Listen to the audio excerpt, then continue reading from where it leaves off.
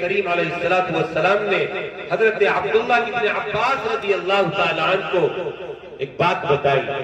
فرمایا اے بچے میں تجھے کچھ باتیں سکھاتا ہوں کام کی. پھر فرمایا دیکھ تو اللہ کے دین کی حفاظت کرنے والا بن جا. کیسے؟ عمل کر کے دین پر عمل کرنا شروع کر دے تو پھر کیا ہوگا؟ فرمایا یحفظ کا احفظ اللہ یحفظ کا، اللہ تیری حفاظت کا انتظام فرمائے. اور یہ بات حضرت عبداللہ ابن عباس سے نہیں کہہ رہے، قیامت تک آنے والے تمام مسلمانوں کو سمجھا رہے ہیں کہ اگر تمہیں ڈر ہے، دشمن کا خوف ہے، جیسے کہ آج دکھائی دے رہا ہے بہتوں کی زبانوں پر ہے، پتہ نہیں 2024 کے الیکشن کے بعد وہ کیا کیا، مسجدوں کا کیا ہو، مدرسوں کا کیا ہو، ہمارے گھروں کا کیا ہو، کاروباروں کا کیا ہو. اگر ڈر ہے، حفاظت چاہیے، چاہتے ہیں کہ اللہ تعالیٰ حفاظت کے انتظام کر دے، دشمن ہمیں کوئی نقصان نہ پہنچانے پائے، ہمارے نوجوانوں کی زندگیاں سلامت رہے، بہو بیٹیوں کی عزتیں عفتیں پاک دامنی سلامت رہے. تو کیا ہے طریقہ، نسخہ کیا ہے؟ آقا نسخہ بتا رہے ہیں، تم اللہ کے دین کے محافظ بن جاؤ، پاسدار بن جاؤ، وفادار بن جاؤ، اللہ تمہارا محافظ اور نگہبان بن جائے. بڑا آسان سودا ہے، اللہ خود حفاظت کے انتظام کر دے گا، حالات خود پلٹ دے گا. اس لیے کہ دنیا کی ساری طاقتیں قوتیں مل کر کے اللہ کی طاقت اور قوت کا مقابلہ نہیں کر سکتے. دنیا کی ساری باطل قوتیں اس کے سامنے مچھر کے پر کے برابر حیثیت سے رہی. حالات کو بدلنا اس کے اشاروں کا کام. تو عز من تشاء و تذل من تشاء، جسے چاہے عزت دے، جسے چاہے ذلت دے، جسے چاہے تخت پر بٹھا دے، جسے چاہے نیچے اتار دے. زمین کا کوئی ذرہ، درختوں کا کوئی پتا اس کے حکم کے بغیر حرکت نہیں کر سکتا.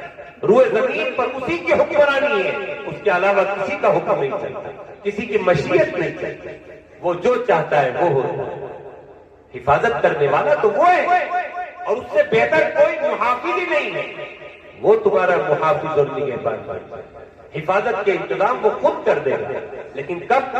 جب تم اللہ کی شرط پوری کر دو کہ تم اس کے دین کے محافظ بن جاؤ. نمازوں سے جڑ جاؤ، مسجدوں سے جڑ جاؤ، قرآن سے اپنے آپ کو جوڑ لو، اللہ اور اس کے رسول کے احکام کے پورے کرنے والے بن جاؤ. ومن سيئات أعمالنا من يهده الله فلا مضل له ومن يضلله فلا هادي له ونشهد أن لا إله إلا الله وحده لا شريك له ونشهد أن سيدنا وسندنا وحبيبنا وإمامنا ومولانا محمدا عبده ورسوله صلى الله عليه وعلى آله وصحبه وبارك وسلم تسليما كثيرا كثيرا.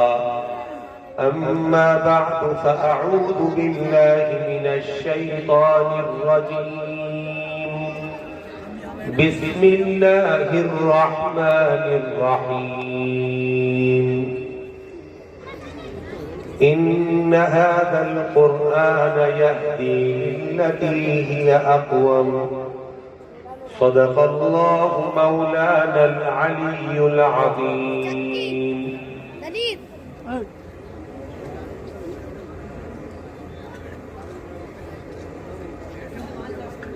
اجلاس کے صدر ذی وقار سرپرست محترم، ہمارے اس پورے علاقے کے بزرگ استاد الاساتذہ حضرت مولانا قاری شوکت علی صاحب دامت برکاتہ القدسیۃ العالیہ،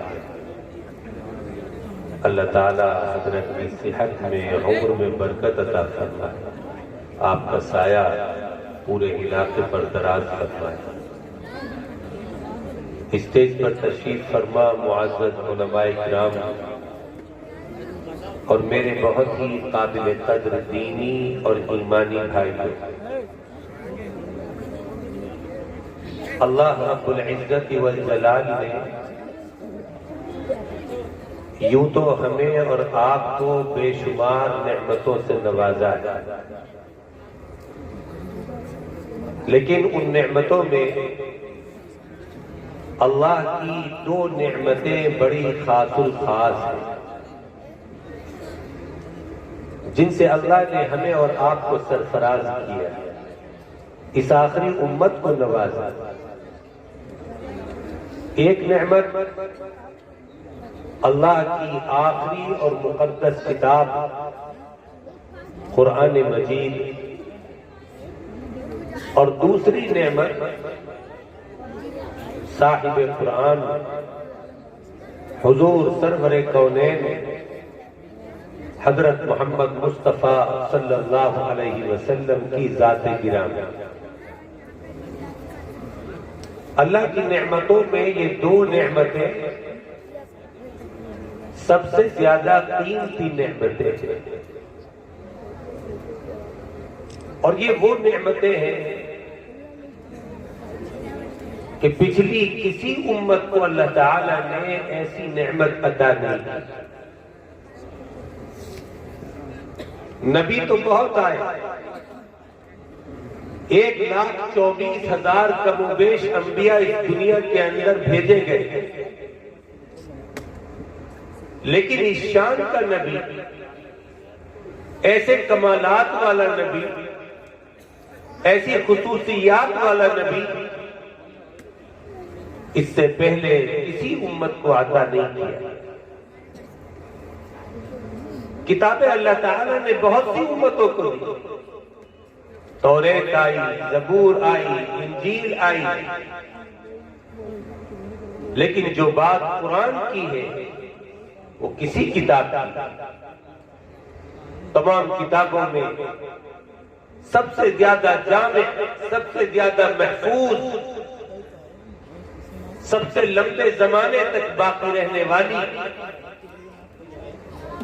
اللہ کی یہ آخری کتاب، ایسی کتاب پچھلی کسی امت کو عطا نہیں۔ انسانوں کی ہدایت کے لیے اللہ نے جتنی بھی کتابیں پہلے بھیجی وہ ساری کی ساری دنیا سے نیست و نابود ہو گئی، ختم ہو گئی۔ آج ان میں سے کوئی بھی کتاب اپنی اصلی اور اوریجنل شکل میں موجود نہیں، لیکن قرآن کریم اللہ کا وہ مقدس آخری صحیفہ ہے، وہ مقدس کتاب ہے جو کل بھی محفوظ تھی، آج بھی محفوظ ہے اور ہمیشہ ہمیشہ محفوظ رہے۔ 1400 سال سے زیادہ کا عرصہ بیت گیا اس کتاب کو نازل ہوئے، لیکن نہ اس کی کوئی صورت بدلی، نہ آیت بدلی، نہ کلمہ بدلا، نہ زبر زیر پیش میں کوئی فرق آیا اور نہ کبھی آئے۔ یہ کتاب جیسے محفوظ تھی اسی طرح محفوظ رہے، اور اس کی وجہ یہ ہے کہ اللہ رب العزت والجلال نے اس کتاب کی حفاظت کی ذمہ داری خود لے لی۔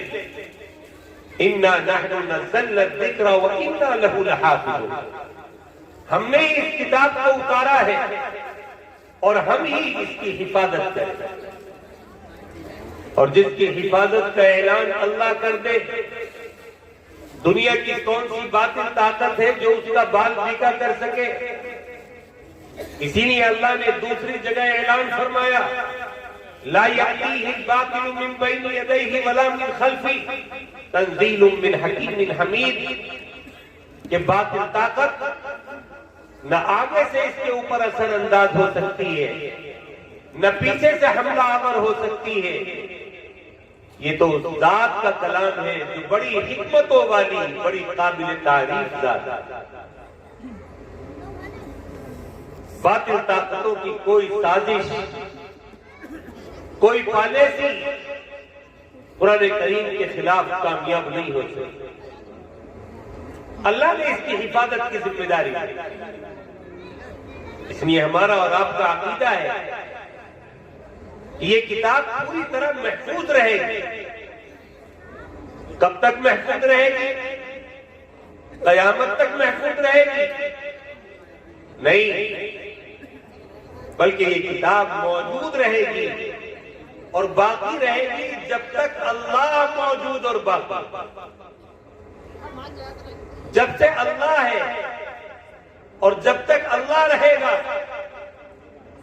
کہ وہ ہمیشہ ہمیش سے ہے اور ہمیشہ ہمیش کے لیے ہے، اسی طرح اس کا قرآن بھی ہمیشہ سے ہے اور ہمیشہ موجود ہے۔ ایک دن آئے گا، قیامت قائم ہوگی، دنیا کا سارا نظام درہم برہم ہو جائے گا، زمین و آسمان، چاند سورج ہدایتوں کے ساتھ اسی طرح موجود رہے گا جس طرح آج موجود ہے۔ اور اس کی وجہ یہ ہے کہ قیامت میں جو 50,000 سال کا دن ہوگا، یہ قرآن کریم وہاں بھی موجود ہے۔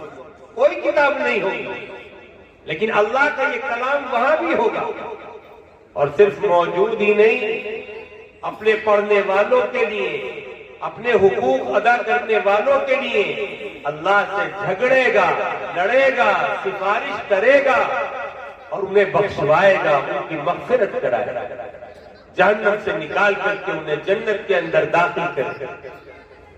اور جب قیامت کا میدان ختم ہوگا، جنت والی زندگی شروع ہوگی، تو وہاں پر بھی صرف قرآن کے ہی جلوے ہوئے۔ جنت میں کروڑوں کروڑ مرتبہ قرآن کریم پڑھا جائے۔ حدیث پاک میں آتا ہے ان حافظوں کے بارے میں کہ اللہ تعالیٰ حافظوں سے فرمائے گا یہ ترقی کا زینہ ہے، اس پر چڑھتے جاؤ، قرآن پڑھتے جاؤ۔ اور آج جتنی اونچائی پر جا کر کے تمہارا قرآن مکمل ہوگا، اتنا ہی اونچا آج تمہارا مقام اور مرتبہ ہمارے یہاں۔ چنانچہ ہر حافظ آئے گا، قرآن پڑھتا جائے گا، چڑھتا جائے گا، اور اللہ تعالیٰ اس کے قرآن کو خود سنے گا، اور جب قرآن کریم اس کا مکمل ہوگا، اللہ تعالیٰ اسے انعام اور بدلہ عطا کرے گا۔ حضرت محمد مصطفیٰ صلی اللہ علیہ وسلم یعنی پہلے حافظ سے لے کر کے قیامت تک جتنے بھی کروڑوں کروڑ حافظ پیدا ہوئے، سب اپنا قرآن پڑھتے جائیں گے، چڑھتے جائیں گے، ہر ایک پورا قرآن سنائے گا۔ تو پتا چلا کہ جنت کے اندر کروڑوں حافظ، کروڑوں مرتبہ اللہ کا یہ قرآن پڑھیں گے، سنائیں گے، اور جنت کے اندر بھی قرآن کی صدائیں گونجیں۔ یہ وہ کتاب ہے اللہ کا۔ ظاہر بات ہے کہ پچھلی کسی امت کو اللہ نے ایسی کتاب دی، تو نبی بھی سب سے اعلیٰ اور افضل دیا کہ اللہ کے بعد سب سے بزرگ و برتر ذات ہمارے اور آپ کے آقا حضرت محمد مصطفیٰ صلی اللہ علیہ وسلم کی ہے، کسی دوسرے کی ہے۔ بعد از خدا بزرگ کوئی قصہ مختصر، اللہ کے بعد سب سے بزرگ و برتر ذات نبی اکرم جناب رسول اللہ صلی اللہ علیہ وسلم۔ وقت بہت کم رہ گیا ہے، ورنہ میں تفصیل سے آج آپ کو بتاتا کہ آقا کی کیا شان ہے، اللہ نے کیسے کمالات ہمارے آقا کو عطا فرمائے۔ ایک دو واقعے ذکر کرتا ہوں۔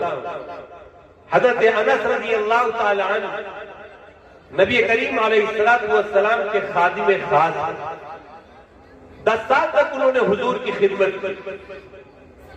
وہ ایک واقعہ بتاتے ہیں کہ ایک مرتبہ نبی کریم علیہ السلام ہمارے گھر دعوت پر تشریف لائے۔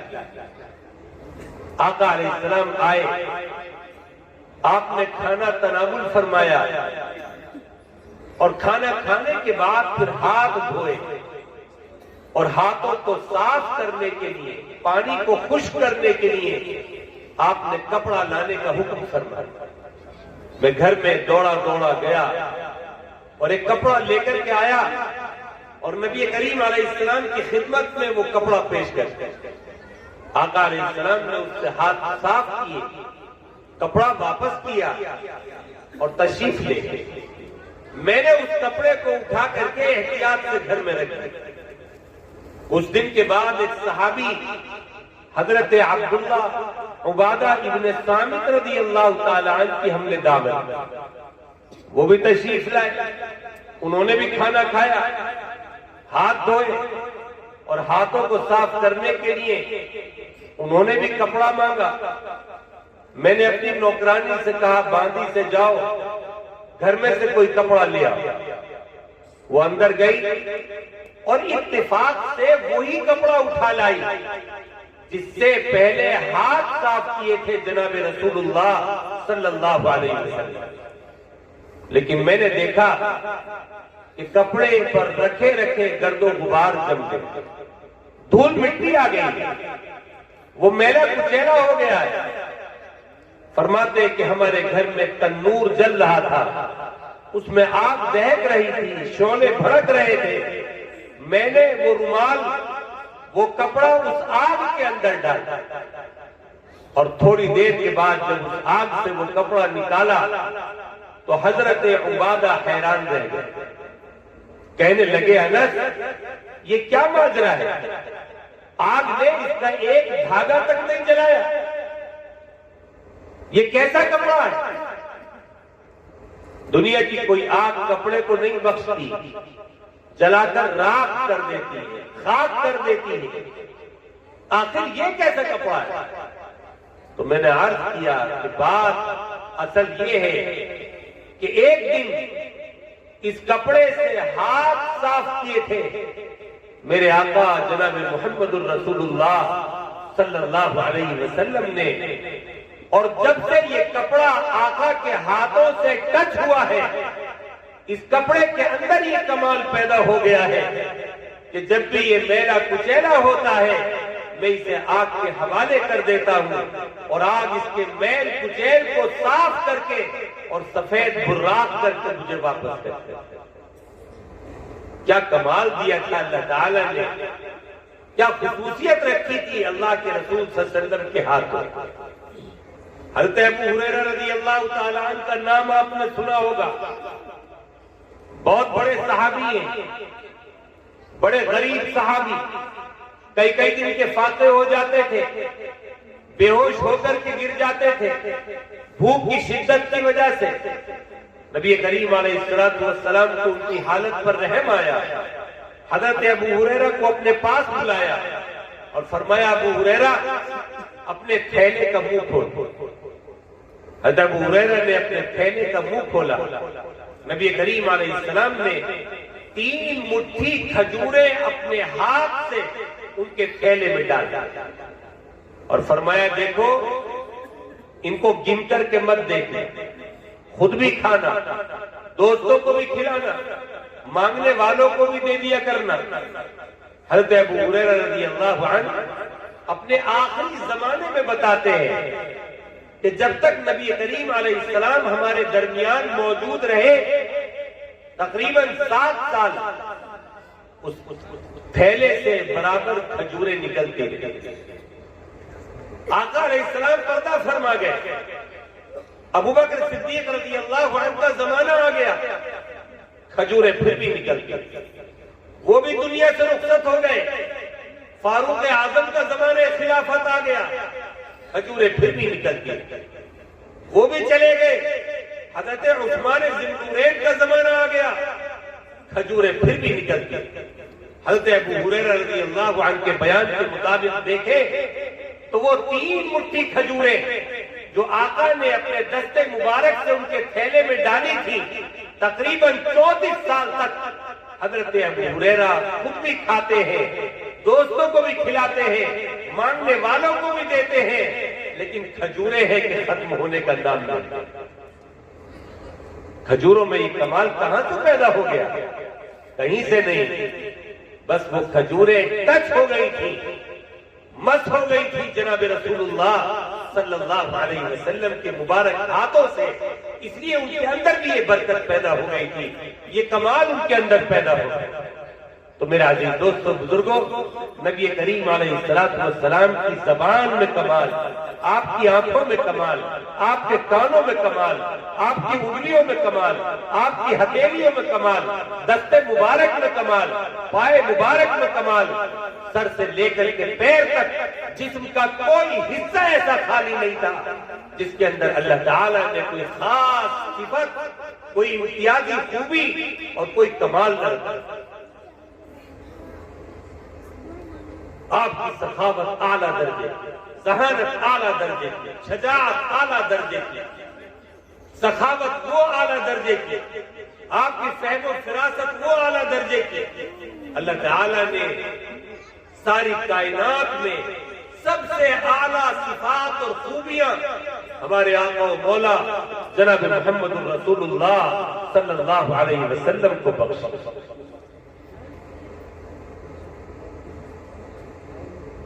آپ خود غور کر کے بتائیے، حضرت آدم سے لے کر کے حضرت عیسیٰ تک کیا اس شان کا نبی کسی امت میں آیا؟ نہیں ہے۔ یہ نعمت اللہ نے ہمیں اور آپ کو دی، اس آخری امت کو دی۔ تو یہ دو نعمتیں ہیں اللہ کی خاص و خاص نعمت، ایک اللہ کا قرآن اور دوسرے نبی اکرم صلی اللہ علیہ وسلم کی ذات مبارک۔ اللہ نے ان دو نعمتوں سے ہمیں اور آپ کو نوازا۔ اب ہم اپنے گریبانوں میں جھانک کر کے، اب باری ہماری ہے، اب نمبر ہمارا ہے۔ اللہ نے تو اپنی خاص نعمتیں ہمیں دے دی، دنیا کی سب سے قیمتی نعمتیں اللہ تعالیٰ نے ہمیں عطا فرما دی۔ اب ہم خود اپنی آپ پر نگاہ ڈال کر کے دیکھیں کہ ہم نے ان نعمتوں کا کیا شکر ادا کیا، ان کا کتنا حق ادا کیا، ان کے کتنے حقوق اور مطالبے اور تقاضے پورے کیے۔ اللہ کی ہر نعمت کا بندوں پر شکر واجب ہوتا ہے، ان نعمتوں کا بھی ہم پر شکر واجب تھا، لیکن کیا ہم نے ان نعمتوں کی قدردانی کی؟ جیسا ان کا حق تھا وہ حق ادا کیا؟ اگر اپنے دل سے پوچھیں تو دل بھی انکار کرے گا کہ نہیں، ہم نے حق ادا نہیں کیا، جو شکر ادا کرنا چاہیے تھا وہ ہم سے ادا نہیں ہو سکا۔ ان کا شکر کیا تھا؟ ان دونوں نعمتوں کا شکر یہ تھا کہ ہم ان کی ایسی قدردانی کرتے، ایسی محبت کرتے، ان سے ایسا تعلق رکھتے جیسے ان سے محبت، تعلق اور جیسی قدردانی کی تھی ان کی صحابہ اکرام رضوان اللہ تعالی علیہم اجمعین، کہ اللہ اور اس کے رسول کے حکم کے آنے کے بعد صحابہ کے سر جھک جائے گا۔ صحابہ اکرام رضوان اللہ علیہم اجمعین اپنے سر جھکا دیا کرتے ہیں۔ قرآن کریم میں اللہ کا حکم آ گیا، نبی کریم علیہ السلام نے اپنی مبارک زبان سے کچھ فرما دیا، بس پھر صحابہ اکرام کچھ اور نہیں جانتے تھے، بس وہ تو یہی جانتے تھے کہ ان پر عمل کرنا،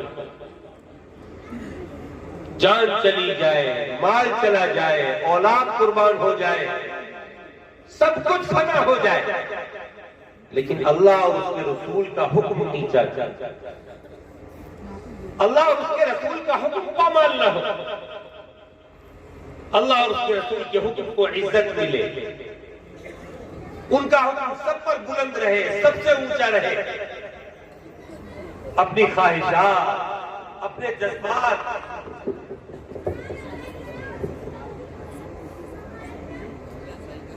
اپنی تمنائیں اللہ اور اس کے رسول کے حکم کے سامنے وہ سب کو کچل دیا کرتے،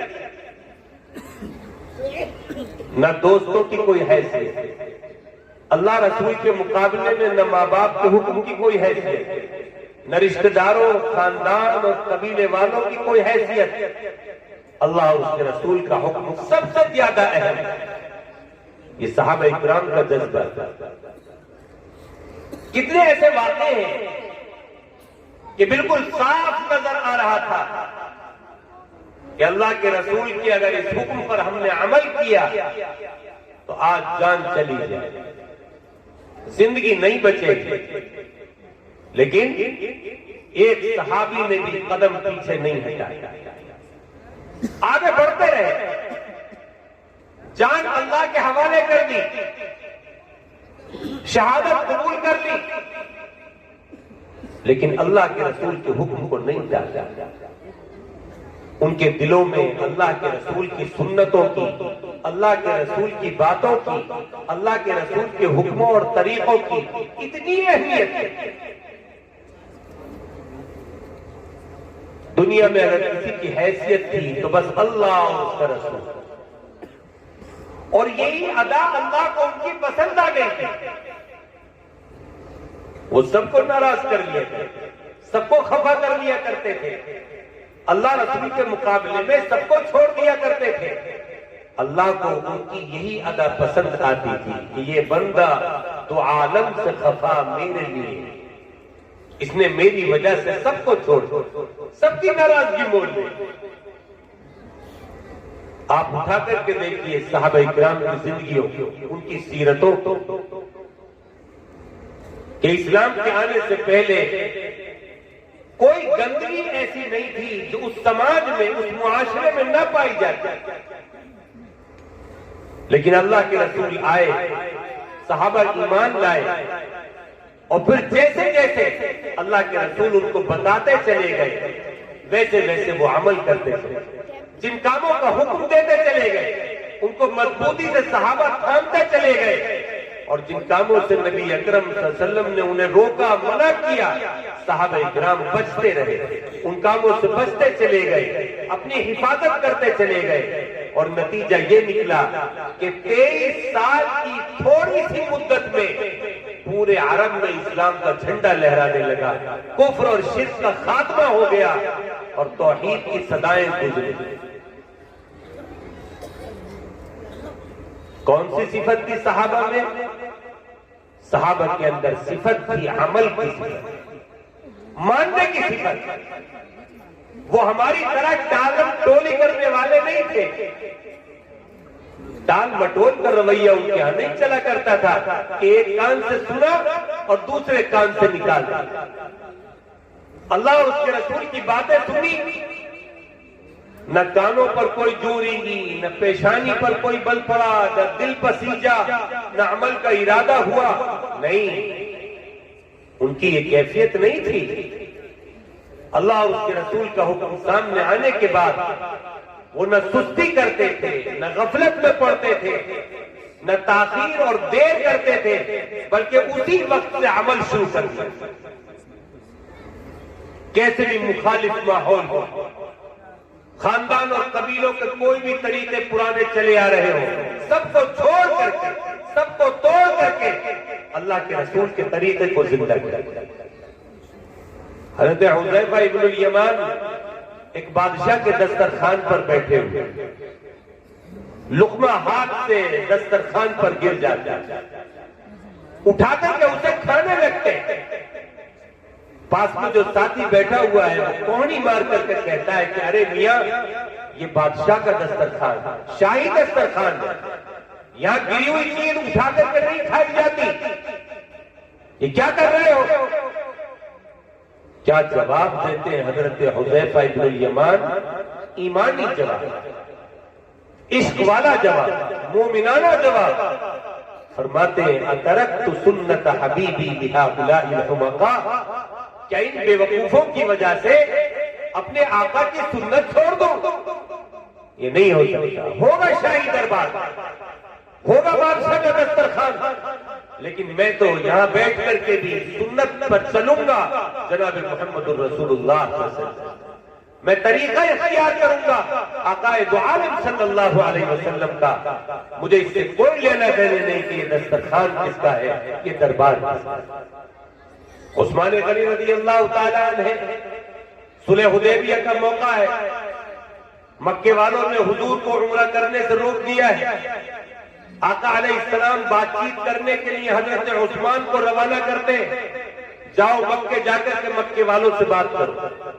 عثمان غنی اپنے بھائی کے ہاں آ کر کے ٹھہرتے ہیں، رات گزارتے ہیں، اور صبح کو مکے کے سرداروں سے بات کرنے کے لیے نکلتے ہیں، تو ان کے بھائی کہنے لگتے ہیں عثمان یہ تمہارا ازار، تمہاری لنگی بڑی اونچی ہو رہی ہے، کہ تم نے آدھی پنڈلی تک جو اپنی لنگی اٹھا رکھی ہے اسے تھوڑا سا ذرا نیچے باندھ، نیچے کر لو۔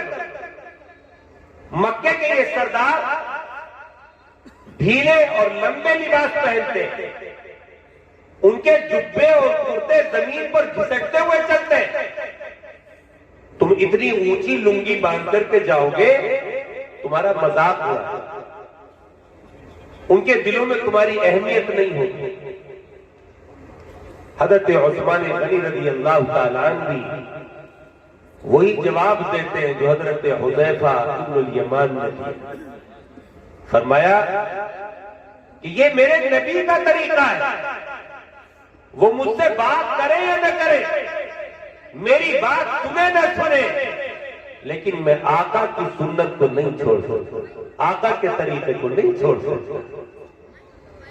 اللہ اکبر، ایسا مضبوطی سے تھاما تھا صحابہ کرام رضوان اللہ علیہ اجمعین نے اللہ کے حکموں کو اور اللہ کے نبی کے طریقوں کو، اور اللہ تعالیٰ نے خوب اچھی طرح ان کو جھنجھوڑ کر کے ہلا ہلا کر کے دیکھ لیا تھا، پرکھ لیا تھا کہ یہ میرے، یہ سچے پکے مومن، یہ دین کے وفادار ہیں، یہ اپنی جانیں قربان کر دیں گے، لیکن یہ میرے کلمے سے نہیں ہٹیں گے، میرے دین کو نہیں چھوڑیں گے۔ اسی لیے اللہ تعالیٰ ان سے خوش ہو گیا، اور کتنا خوش ہوا اللہ تعالیٰ کہ ساری دنیا کے انسانوں کا رزلٹ قیامت کے دن بتایا جائے گا، کون کامیاب ہوا کون ناکام ہوا، کس سے اللہ راضی ہوا کس سے ناراض ہوا، کس کا ٹھکانہ جنت بنا کس کا جہنم بنا۔ لیکن صحابہ کرام کو اللہ تعالیٰ نے قیامت کا انتظار نہیں کروایا، بلکہ ان کی زندگی میں ہی، ان کی موجودگی میں ہی اللہ نے اعلان کر دیا رضی اللہ عنہم ورضوا عنہ، جاؤ تم سے راضی، تمہارا بیڑا پار کر دیا، ہم تم سے خوش ہو گئے۔ دنیا میں اللہ تعالیٰ نے رضا کا اعلان کر دیا کہ ہم راضی، بلکہ اتنا ہی نہیں، اپنے نبی کی سچی زبان سے انہیں جنت کی خوشخبریاں دلوائی کہ اے نبی ان کے نام لے لے کر کے انہیں جنت کی بشارتیں سنا۔ چنانچہ حضور پاک صلی اللہ علیہ وسلم نے نام لے لے کر کے جنت کی خبریں دی، ابو بکر تمہاری جنت پکی ہوگی، عمر تم بھی جنتی، عثمان تم بھی جنتی، علی تم بھی جنتی، سعد و سعید تم بھی جنتی، نام لے لے کر کے۔ بلکہ بعض صحابہ کو تو یہاں تک بتا دیا کہ میں اپنی آنکھوں سے جنت میں تمہارا محل دیکھ کر کے آیا۔ بعض صحابہ کو یہاں تک خوشخبری سنا دی کہ میری امت کا جو ایک طبقہ بغیر حساب کے جنت میں جائے گا، تمہارا نام بھی ان میں شامل۔ کتنے خوش ہوتے ہوں گے صحابہ کہ دنیا میں ہی رزلٹ معلوم ہو گیا۔ میرے عزیز دوست اور بزرگوں، ذرا ہم اور آپ غور کریں، ہم اور آپ بھی ایسی کامیابی چاہتے ہیں، ہم بھی چاہتے ہیں اللہ ہم سے راضی ہو جائے، ہم سے بھی خوش ہو جائے، اللہ کا غیظ و غضب ہم پر نہ آئے، عذاب نازل نہ ہو، صحابہ کو جو کامیابیاں ملی ہمیں بھی مل جائیں، اللہ کی برکتیں اللہ کی رحمتیں ہماری بستیوں میں ہمارے گھروں میں اترتی رہیں، اس کی نعمتوں کی موسلادھار بارش ہوتی رہے، وہ دشمنوں سے اتر کر کے ہماری حفاظت کرے، اپنے فرشتے ہماری مدد کے لیے بھیج دے، قبر میں جائیں تو قبر میں ہماری قبریں جنت کی کیاری بن جائیں، ان میں جنت کی کھڑکیاں کھول دی جائیں جن سے جنت کی ہوائیں آئیں، جنت کی خوشبوئیں آئیں۔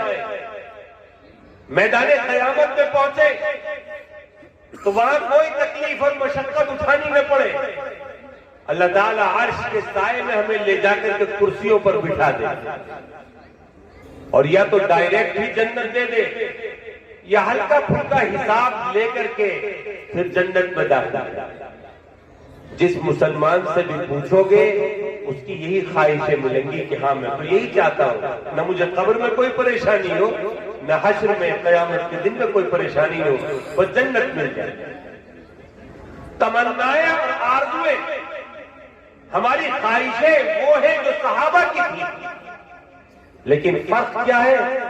فرق یہ ہے کہ صحابہ نے ان خواہشوں ان کامیابیوں کو پانے کے لیے قربانیاں دی، امتحان اور آزمائش میں ثابت قدمی دکھائی تھی، اللہ اور اس کے رسول کے حکموں کو عزت دی تھی، اپنی زندگی کے اندر داخل کیا تھا۔ وہ اللہ اور اس کے رسول کے لیے سب سے جھگڑ گئے تھے، لڑ گئے تھے، انہوں نے اپنی جانیں، اپنے مال، اپنے کاروبار، اپنے روزگار، اپنے وطن اور شہر سب کو چھوڑ دیا، پاپڑ پہ محنتیں کی، مجاہدے کیے، عبادتیں کی، اور ہم چاہتے ہیں کہ گھر میں بیٹھے بٹھائے مفت میں فری میں یہ ساری چیزیں ہمارے ہاتھ آ جائیں، قبر بھی ہماری جنت کا باغ بن جائے، میدان قیامت میں بھی ہمارے لیے جنت الفردوس کے فیصلے ہوں، حضور کی شفاعت ملے، جام کوثر آپ کی دست مبارک سے پینا نصیب ہو۔ عمل، لیکن عمل نہیں کریں، عمل کے لیے مت کرو، فجر کی نماز نہیں پڑھیں گے، ایک جمعے کے بعد دوسرے جمعے سے پہلے مسجد کا دروازہ نہیں دیکھیں گے، زکوٰۃ پوری حساب لگا کر کے ادا نہیں کریں گے، رمضان کے روزے پورے نہیں رکھیں گے، حج کو نہیں جائیں گے، صدقہ خیرات نہیں کریں گے، اللہ کے دین کے راستوں میں خرچ نہیں کریں گے، بس جنت فری فنڈ میں مل جائے، ہم یہ چاہتے ہیں۔ میرے بھائیوں، کیا یہ بات ممکن ہے؟ کیا مفت میں فری میں اللہ کی اتنی قیمتی جنت جس کے محلات خالص سونے کے بنے ہوئے، خالص چاندی کے بنے ہوئے، سچے موتیوں کے بنے ہوئے ہیں، ہیرے جواہرات ان میں جڑے ہوئے ہیں، کیا ایسے قیمتی محلات فری فنڈ میں بغیر عمل کیے ہوئے مل جائیں گے؟ قرآن سے پوچھئے، قرآن کیا کہتا ہے؟ اللہ کا قرآن کہتا ہے ام حسبتم ان تدخلوا الجنہ، کیا تم یہ سمجھتے ہو کہ جنت میں یوں ہی داخل ہو جاؤ گے؟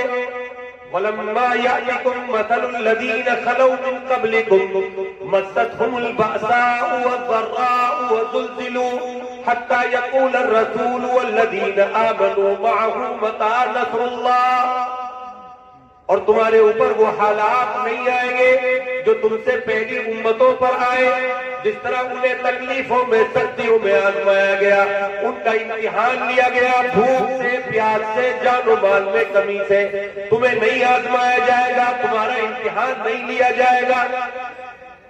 اللہ فرماتا ہے نہیں، ایسا نہیں ہو سکتا، یہ نہیں ہوگا، میری جنت اتنی سستی نہیں ہے کہ تم دن رات میرے دشمنوں سے ہاتھ ملاتے رہو، یہود و نصارہ کے طریقوں کو اپناتے رہو، قرآن کے حکموں کی مخالفت کرتے رہو، میرے نبی کے طریقوں کا جنازہ نکالتے رہو، قرآن کی آیتوں کی دھجیاں اڑاتے رہو، اور میں تمہیں فری فنڈ میں اپنی قیمتی جنت دے دوں، تھالی میں سجا کر کے نعمتیں دے دوں، میری یہ نعمت اور جنت اتنی سستی نہیں۔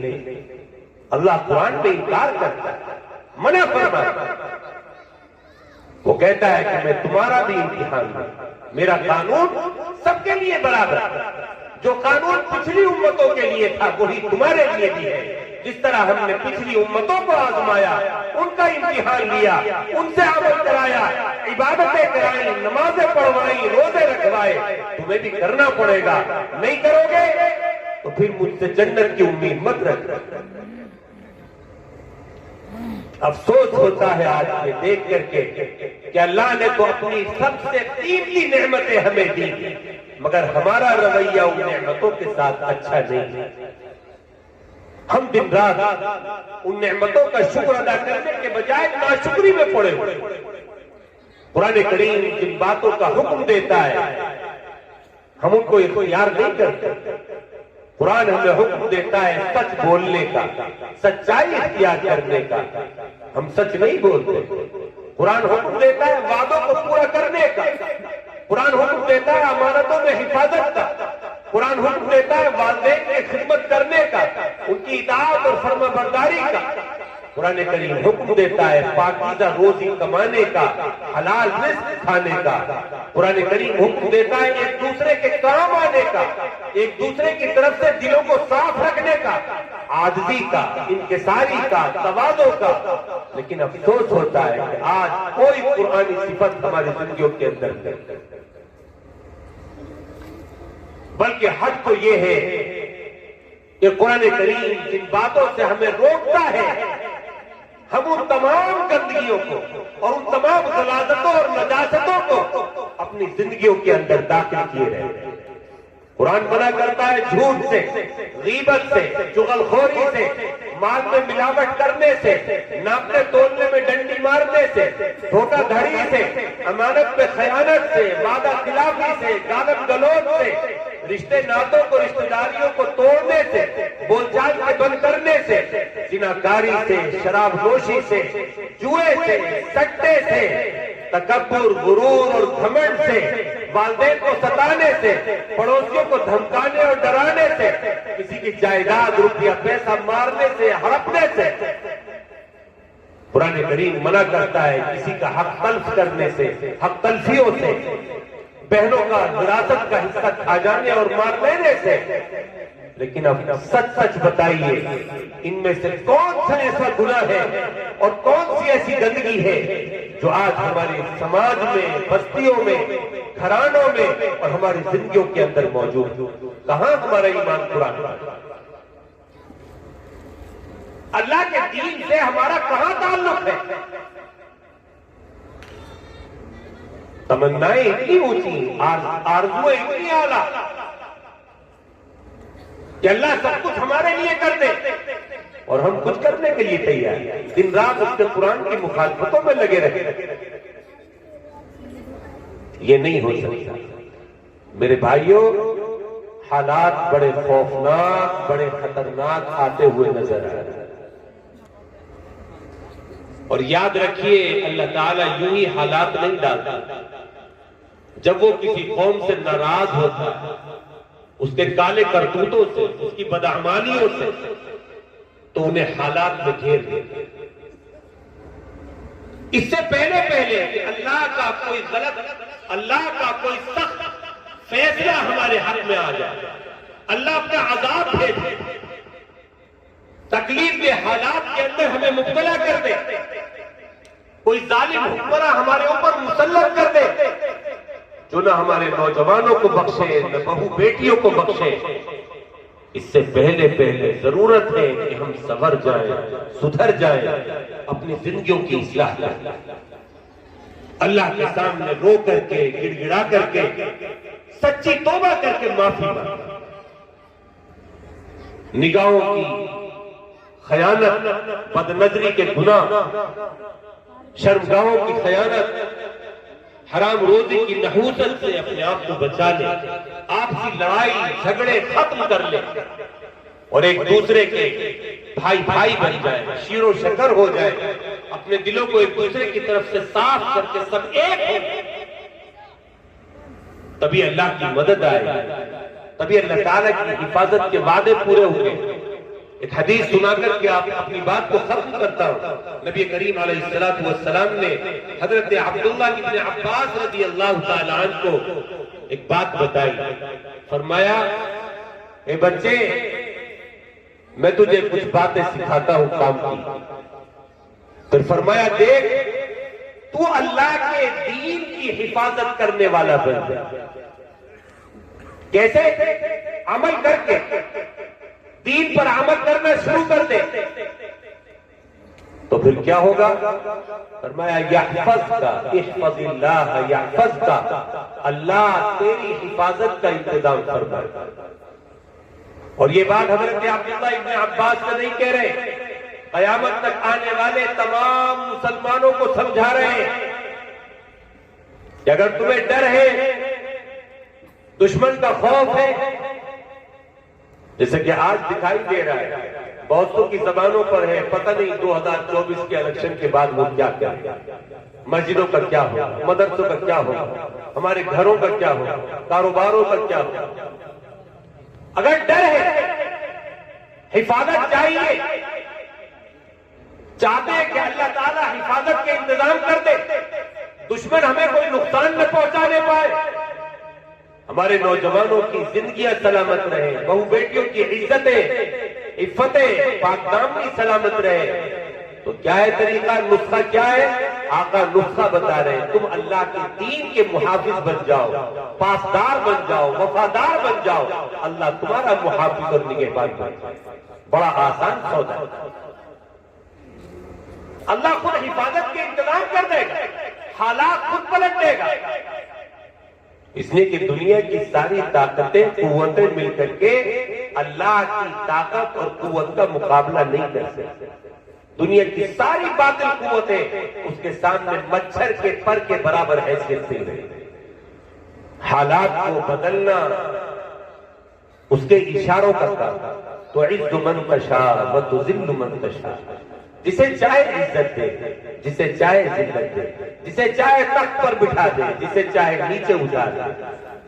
زمین کا کوئی ذرہ، درختوں کا کوئی پتا اس کے حکم کے بغیر حرکت نہیں کر سکتا. روئے زمین پر اسی کی حکمرانی ہے، اس کے علاوہ کسی کا حکم نہیں چلتا، کسی کی مشیت نہیں چلتی. وہ جو چاہتا ہے وہ ہوتا ہے. حفاظت کرنے والا تو وہ ہے، اور اس سے بہتر کوئی محافظ ہی نہیں ہے. وہ تمہارا محافظ اور نگہبان.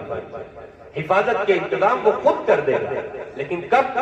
جب تم اللہ کی شرط پوری کر دو کہ تم اس کے دین کے محافظ بن جاؤ. نمازوں سے جڑ جاؤ، مسجدوں سے جڑ جاؤ، قرآن سے اپنے آپ کو جوڑ لو، اللہ اور اس کے رسول کے احکام کے پورے کرنے والے بن جاؤ. اور آگے ایک اور بات ارشاد فرمائے، احفظ اللہ تجدہ تجاہک. اور میں دیکھو تم اللہ کے دین پر عمل کرنے لگو، دین کی حفاظت کرنے لگو، اللہ کو اپنے سامنے پاؤ گے ہمیشہ. کیا مطلب؟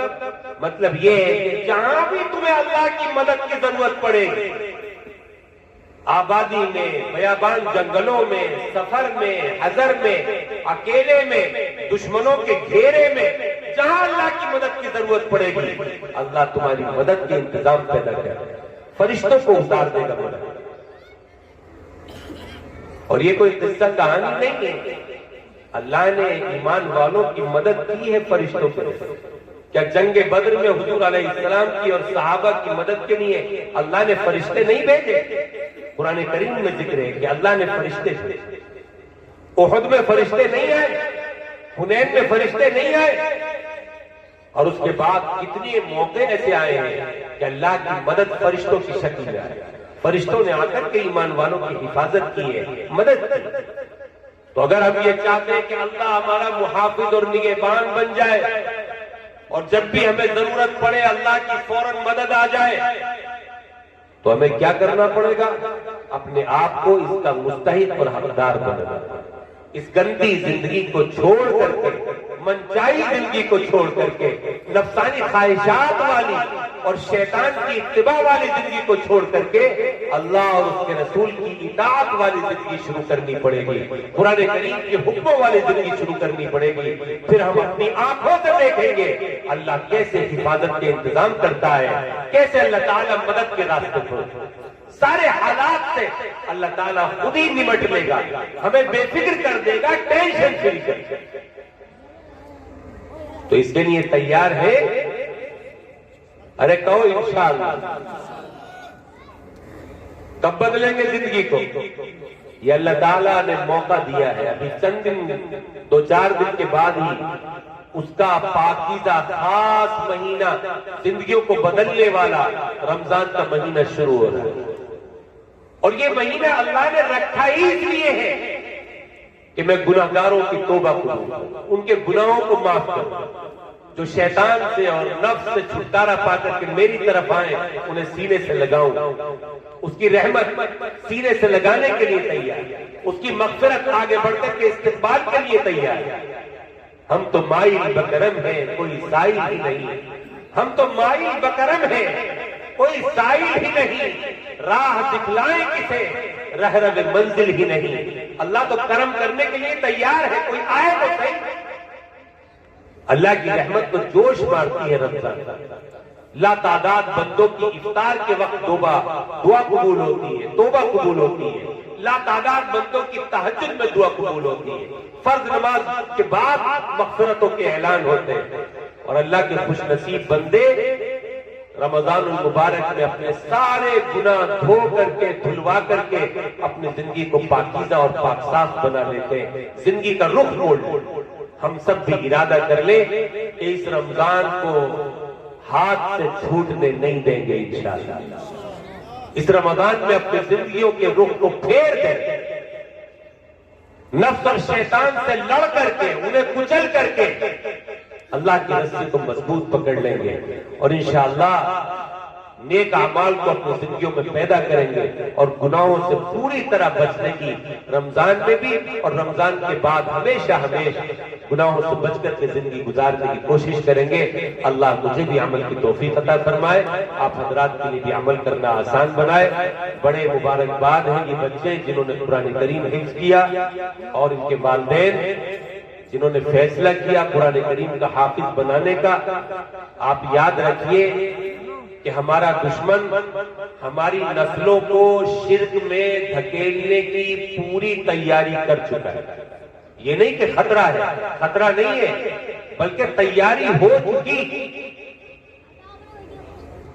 اگر ہم نے ذرا سا بھی اپنے بچوں کی طرف سے غفلت سے کام کیا، سستی سے کام لیا، انہیں مکتبوں سے نہیں جوڑا، مدرسوں سے نہیں جوڑا، قرآن کی تعلیم سے نہیں جوڑا، ان کے عقیدے، ان کے دین کے تعلقات اچھے نہیں کرائے، تو یاد رکھیے وہ اپنی چال میں کامیاب ہے۔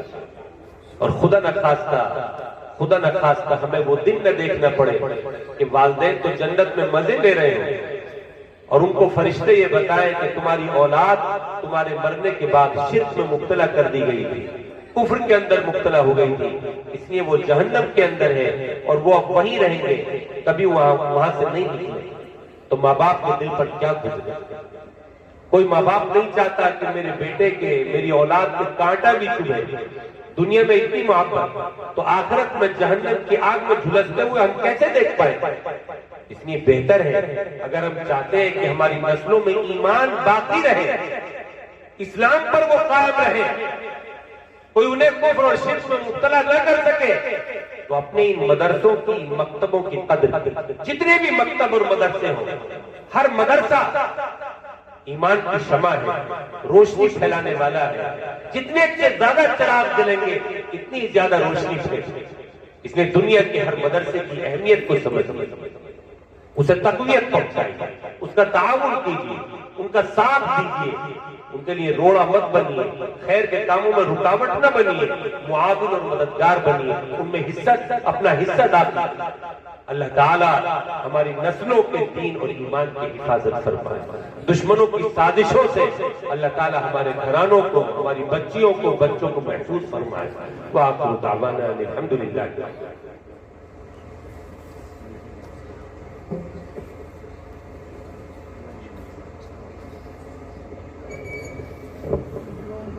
کریم علیہ السلام نے حضرت عبداللہ ابن عباس رضی اللہ تعالیٰ عنہ کو ایک بات بتائی، فرمایا اے بچے میں تجھے کچھ باتیں سکھاتا ہوں کام کی۔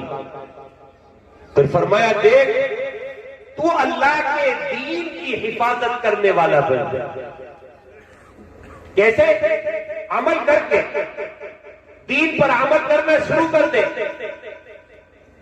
تو پھر کیا ہوگا؟ فرمایا یحفظک، احفظ اللہ یحفظک، اللہ تیری حفاظت کا انتظام فرمائے۔ اور یہ بات حضرت عبداللہ ابن عباس سے نہیں کہہ رہے قیامت تک آنے والے تمام مسلمانوں کو سمجھا رہے ہیں کہ اگر تمہیں ڈر ہے، دشمن کا خوف ہے، جیسے کہ آج دکھائی دے رہا ہے، بہتوں کی زبانوں پر ہے، پتہ نہیں 2024 کے الیکشن کے بعد وہ کیا کیا، مسجدوں کا کیا ہو، مدرسوں کا کیا ہو، ہمارے گھروں کا کیا ہو، کاروباروں کا کیا ہو۔ اگر ڈر ہے، حفاظت چاہیے، چاہتے ہیں کہ اللہ تعالیٰ حفاظت کے انتظام کر دے، دشمن ہمیں کوئی نقصان نہ پہنچانے پائے، ہمارے نوجوانوں کی زندگیاں سلامت رہے، بہو بیٹیوں کی عزتیں، عفتیں، پاک دامنی سلامت رہے۔ تو کیا ہے طریقہ، نسخہ کیا ہے؟